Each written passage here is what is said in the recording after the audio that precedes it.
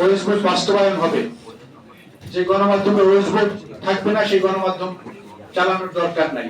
আমরা একটা দাবি তুলেছিলাম যে নো ওয়েস বোর্ড নো মিডিয়া।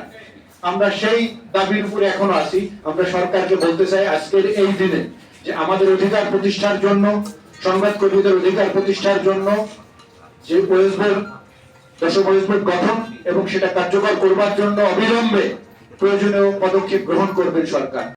গণমাধ্যমের পারমিশন দেবেন, গণমাধ্যমের রেজিস্ট্রেশন দেবেন, আমাদের আপত্তি নাই। আমরা চাই যে যত গণমাধ্যম আছে সেগুলোকে জবাবদিহির আওতায় আনুন।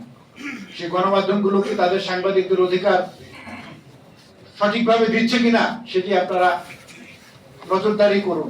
আর যদি যে গণমাধ্যম সাংবাদিকদের অধিকার দেবে না সেই গণমাধ্যমকে আপনাদের রাষ্ট্রীয় দায়িত্বে সেটিকে আপনারা বন্ধ করুন।